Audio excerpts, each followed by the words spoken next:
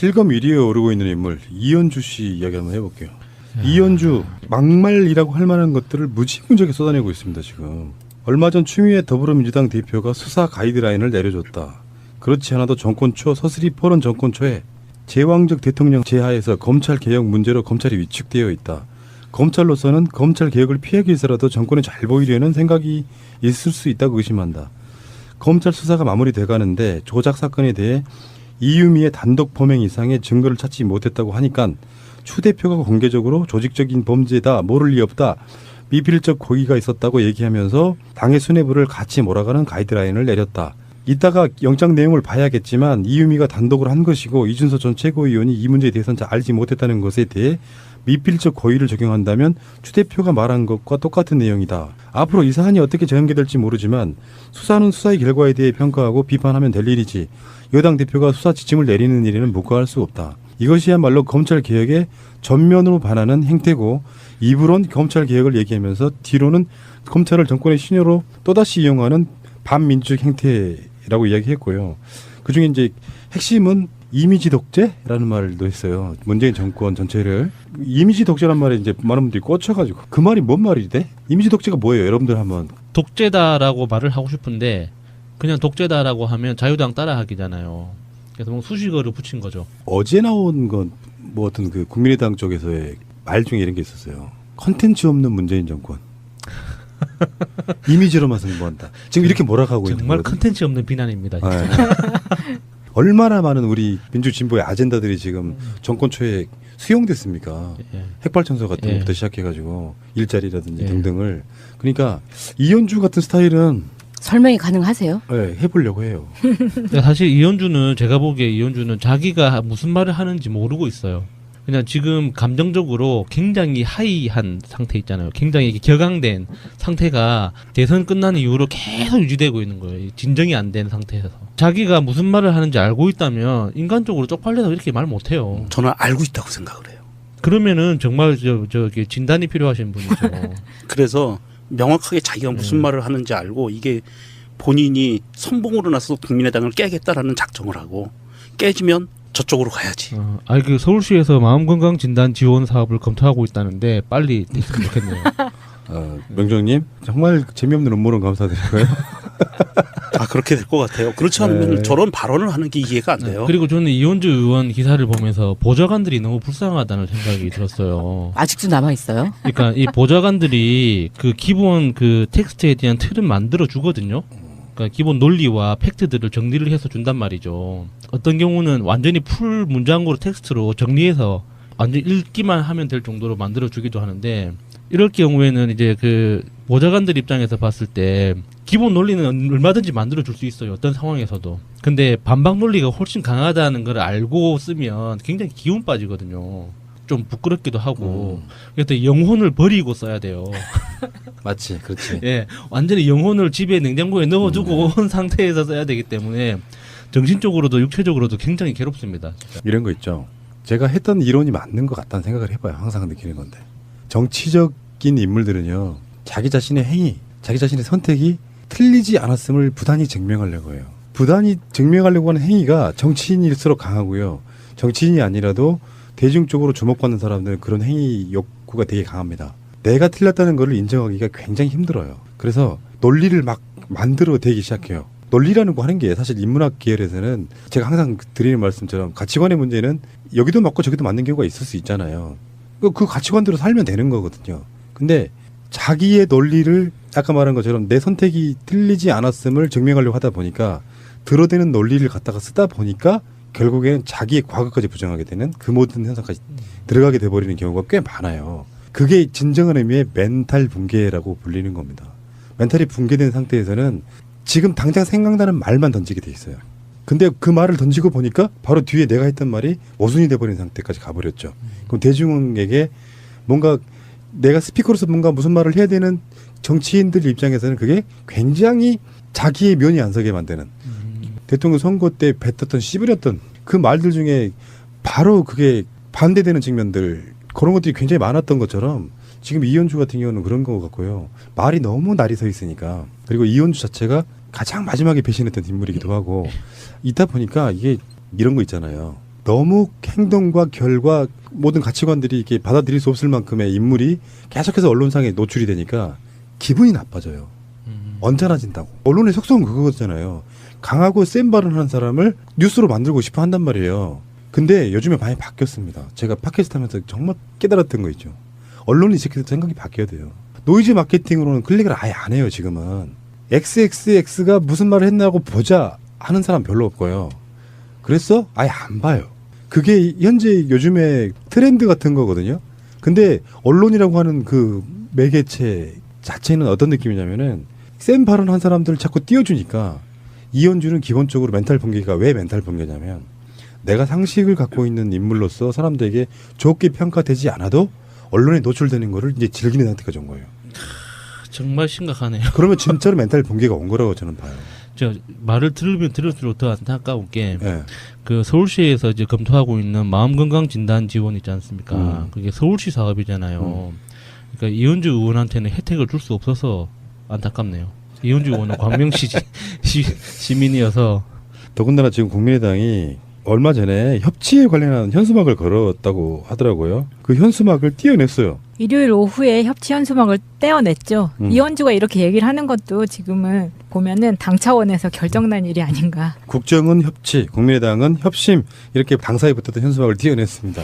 정부 여당의 자세에 대해 문재인 정부는 각종 정책의 성급함, 이해관계자들의 고통 등에 대해 수없이 얘기하지만 듣지 않고 있고 인사청문회에서 야당이 반대했던 후보자의 임명도 강행하고 있다며 이에 국민의당은 국정은 협치, 아까 그 푸나님이 말씀하셨던 국민의당은 협심이라는 당사 외벽의 현수막을 제거를 했습니다. 근데 이현주 그 의원은 막말로 지금 그 마지막 승부수를 거는 것 같아요. 불나방 같아요. 학교 비정규직 노동자를 깎아내리는 듯한 발언도 했습니다.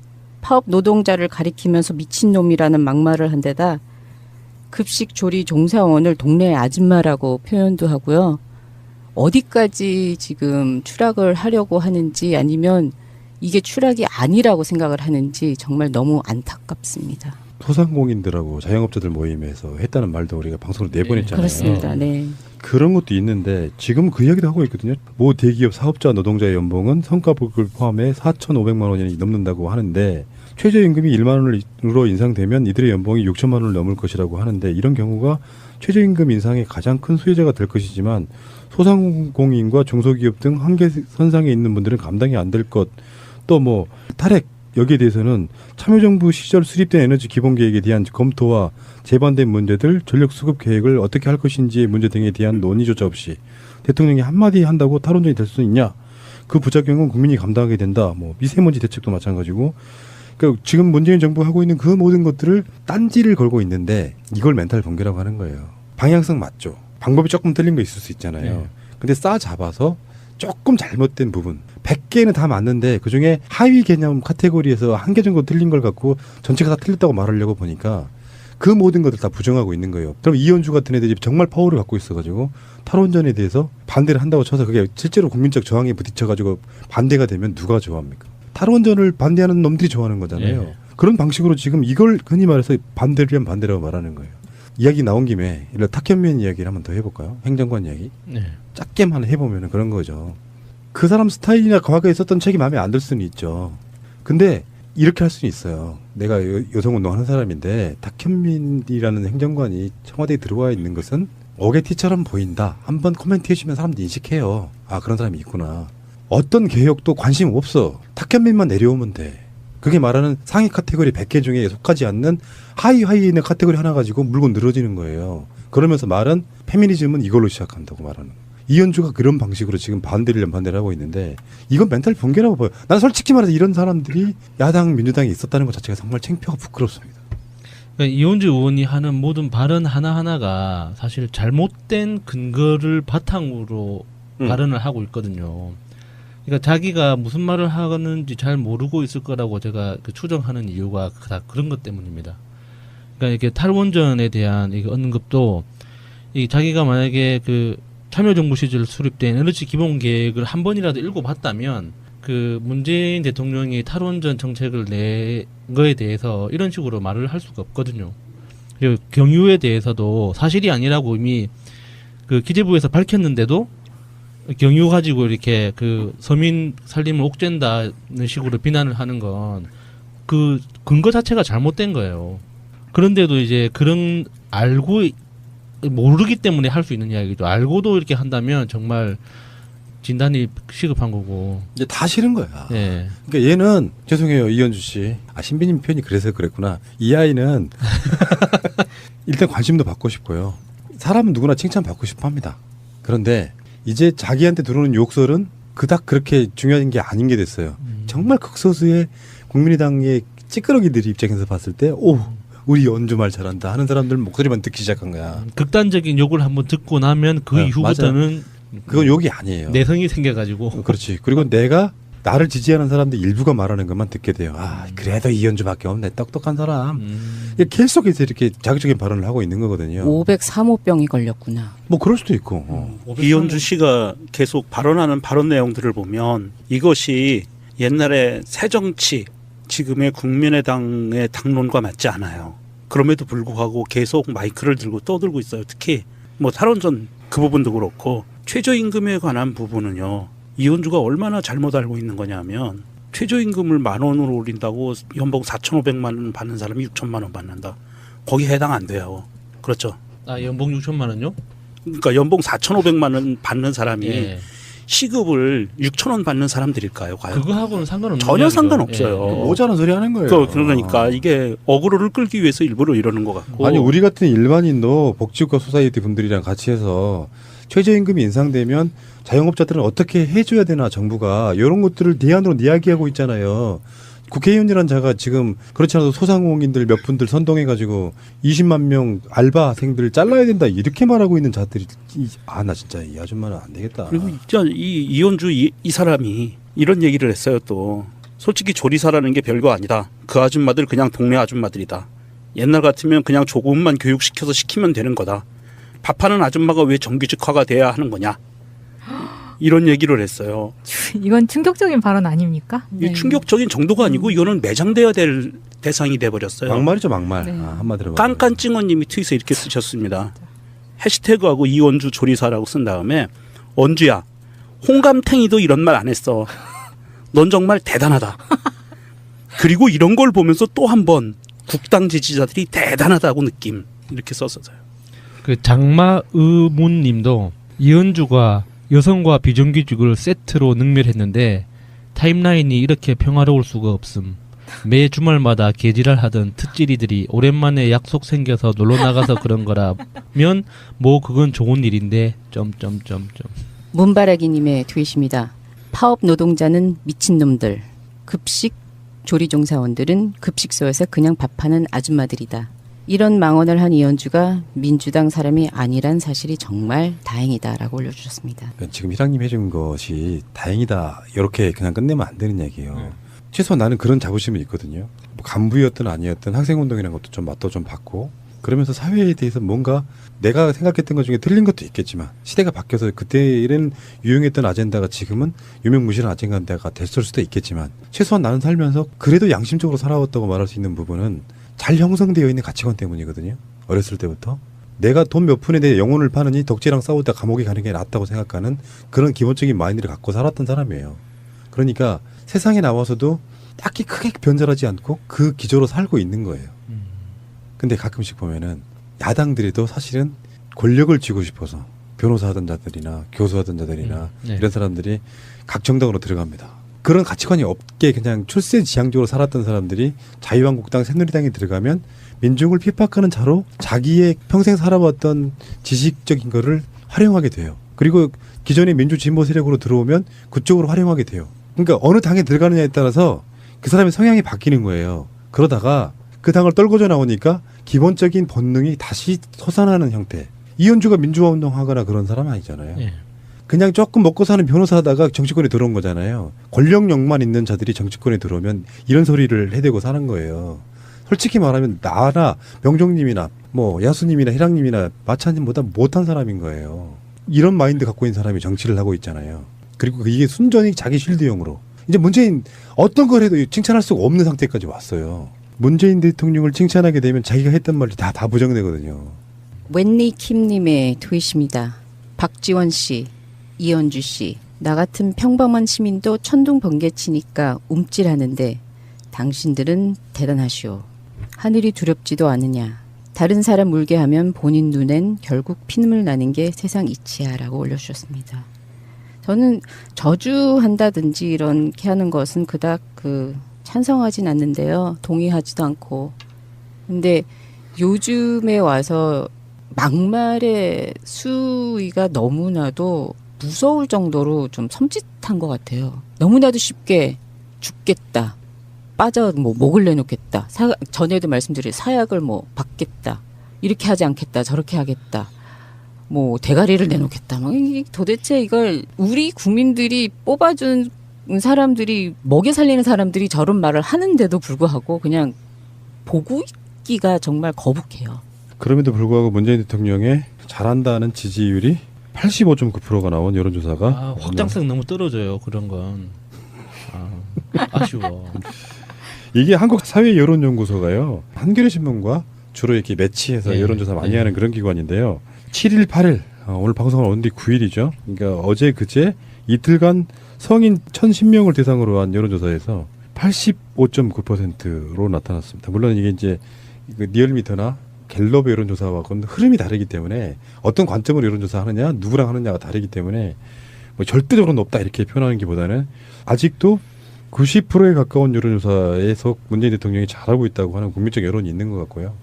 이미지 독재라는 말도 했어요. 문재인 정권 전체를 이미지 독재란 말에 이제 많은 분들이 꽂혀가지고 그 말이 뭔 말이 돼? 이미지 독재가 뭐예요? 여러분들 한번 독재다라고 말을 하고 싶은데 그냥 독재다라고 하면 자유당 따라하기잖아요. 그래서 수식어를 붙인 거죠. 어제 나온 건 어떤 국민의당 쪽에서의 말 중에 이런 게 있었어요. 컨텐츠 없는 문재인 정권. 이미지로만 승부한다. 지금 이렇게 몰아가고 있는 정말 거거든요. 컨텐츠 없는 비난입니다. 진짜. 얼마나 많은 우리 민주진보의 아젠다들이 지금 정권 초에 수용됐습니까? 예. 핵발전소 같은 예. 것부터 시작해가지고 일자리라든지 예. 등등을. 그러니까 이현주 같은 스타일은 설명이 가능하세요? 해보려고 해요. 근데 사실 이현주는 제가 보기에 이현주는 자기가 무슨 말을 하는지 모르고 있어요. 그냥 지금 감정적으로 굉장히 하이한 상태 있잖아요. 굉장히 격앙된 상태가 대선 끝난 이후로 계속 유지되고 있는 거예요. 진정이 안 된 상태에서. 자기가 무슨 말을 하는지 알고 있다면 인간적으로 쪽팔려서 이렇게 말 못해요. 저는 알고 있다고 생각을 해요. 그러면은 정말 저기 진단이 필요하신 분이죠. 그래서 명확하게 자기가 무슨 말을 하는지 알고 이게 본인이 선봉으로 나서 국민의당을 깨겠다라는 작정을 하고 기도 하고 있다 보니까 이게 이런 거 있잖아요. 너무 행동과 결과 모든 가치관들이 이렇게 받아들일 수 없을 만큼의 인물이 계속해서 언론상에 노출이 되니까 기분이 나빠져요. 언짢아진다고. 언론의 속성은 그거잖아요. 강하고 센 발언하는 사람을 뉴스로 만들고 싶어 한단 말이에요. 근데 요즘에 많이 바뀌었습니다. 제가 팟캐스트 하면서 정말 깨달았던 거 있죠. 언론이 이렇게 생각이 바뀌어야 돼요. 노이즈 마케팅으로는 클릭을 아예 안 해요. 지금은. XXX가 무슨 말을 했나고 보자 하는 사람 별로 없고요. 그래서 아예 안 봐요. 그게 현재 요즘의 트렌드 같은 거거든요. 근데 언론이라고 하는 그 매개체 자체는 어떤 느낌이냐면은 센 발언한 사람들을 자꾸 띄워주니까 이현주는 기본적으로 멘탈 붕괴가 왜 멘탈 붕괴냐면 내가 상식을 갖고 있는 인물로서 사람들에게 좋게 평가되지 않아도 언론에 노출되는 거를 이제 즐기는 상태가 된 거예요. 정말 심각하네요. 그러면 진짜로 멘탈 붕괴가 온 거라고 저는 봐요. 저 말을 들으면 들을수록 더 안타까운 게 네. 그 서울시에서 이제 검토하고 있는 마음건강 진단 지원 있지 않습니까? 그게 서울시 사업이잖아요. 그러니까 이현주 의원한테는 혜택을 줄 수 없어서 안타깝네요. 이현주 의원은 광명시지. 지명하려고 하는 행위가 정치인일수록 강하고요. 정치인이 아니라도 대중적으로 주목받는 사람들은 그런 행위 욕구가 되게 강합니다. 내가 틀렸다는 것을 인정하기가 굉장히 힘들어요. 그래서 논리를 막 만들어 대기 시작해요. 논리라는 거 하는 게 사실 인문학 계열에서는 제가 항상 드리는 말씀처럼 가치관의 문제는 여기도 맞고 저기도 맞는 경우가 있을 수 있잖아요. 그 가치관대로 살면 되는 거거든요. 근데 자기의 논리를 아까 말한 것처럼 내 선택이 틀리지 않았음을 증명하려고 하다 보니까 들어대는 논리를 갖다가 쓰다 보니까 결국에는 자기의 과거까지 부정하게 되는 그 모든 현상까지 들어가게 돼버리는 경우가 꽤 많아요. 그게 진정한 의미의 멘탈 붕괴라고 불리는 겁니다. 멘탈이 붕괴된 상태에서는 지금 당장 생각나는 말만 던지게 돼 있어요. 근데 그 말을 던지고 보니까 바로 뒤에 내가 했던 말이 모순이 돼버린 상태까지 가버렸죠. 그럼 대중에게 뭔가 내가 스피커로서 뭔가 무슨 말을 해야 되는 정치인들 입장에서는 그게 굉장히 자기의 면이 안 서게 만드는 대통령 선거 때 뱉었던 씨부렸던 그 말들 중에 바로 그게 반대되는 측면들 그런 것들이 굉장히 많았던 것처럼 지금 이현주 같은 경우는 그런 거 같고요. 말이 너무 날이 서 있으니까. 그리고 이현주 자체가 가장 마지막에 배신했던 인물이고 깨지면 저쪽으로 가야지. 아니 그 서울시에서 마음건강 진단 지원 사업을 검토하고 있다는데 빨리 됐으면 좋겠네요. 명정님 정말 재미없는 업무는 감사드리고요. 아 그렇게 될 것 같아요. 그렇지 않으면 네. 저런 발언을 하는 게 이해가 안 돼요. 그리고 저는 이현주 의원 기사를 보면서 보좌관들이 너무 불쌍하다는 생각이 들었어요. 아직도 남아 있어요? 그러니까 이 보좌관들이 그 기본 그 텍스트에 대한 틀은 만들어 주거든요. 그러니까 기본 논리와 팩트들을 정리를 해서 준단 말이죠. 어떤 경우는 완전히 풀 문장으로 텍스트로 정리해서 완전 읽기만 하면 될 정도로 만들어 주기도 하는데 이럴 경우에는 이제 그 보좌관들 입장에서 봤을 때 기본 논리는 얼마든지 만들어 줄 수 있어요. 어떤 상황에서도. 근데 반박 논리가 훨씬 강하다는 걸 알고 쓰면 굉장히 기운 빠지거든요. 좀 부끄럽기도 하고. 그래서 영혼을 버리고 써야 돼요. 맞지, 그렇지. 예, 완전히 영혼을 집에 냉장고에 넣어두고 온 상태에서 써야 되기 때문에 정신적으로도 육체적으로도 굉장히 괴롭습니다. 진짜. 이런 거 있죠. 제가 했던 이론이 맞는 것 같다는 생각을 해봐요. 항상 느끼는 건데.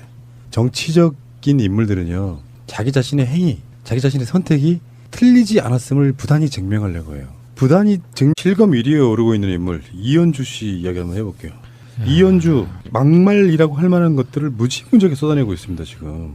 얼마 전 추미애 더불어민주당 대표가 수사 가이드라인을 내려줬다. 그렇지 않아도 정권 초 서슬이 포런 정권 초에 제왕적 대통령 제하에서 검찰 개혁 문제로 검찰이 위축되어 있다. 검찰로서는 검찰 개혁을 피하기 위해서라도 정권에 잘 보이려는 생각이 있을 수 있다고 의심한다. 검찰 수사가 마무리돼 가는데 조작 사건에 대해 이유미의 단독 범행 이상의 증거를 찾지 못했다고 하니까 추 대표가 공개적으로 조직적인 범죄다, 모를 리 없다, 미필적 고의가 있었다고 얘기하면서 당의 수뇌부를 같이 몰아가는 가이드라인을 내렸다. 이따가 영장 내용을 봐야겠지만 이유미가 단독으로 한 것이고 이준서 전 최고위원이 이 문제에 대해서는 잘 알지 못했다는 것에 대해 미필적 고의를 적용한다면 추 대표가 말한 것과 똑같은 내용이다. 앞으로 이 사안이 어떻게 전개될지 모르지만 수사는 수사의 결과에 대해 평가하고 비판하면 될 일이지 여당 대표가 수사 지침을 내리는 일에는 묵과할 수 없다. 이것이야말로 검찰 개혁에 전면으로 반하는 행태고 입으론 검찰 개혁을 얘기하면서 뒤로는 검찰을 정권의 신여로 또다시 이용하는 반민주적 행태라고 이야기했고요. 그중에 이제 핵심은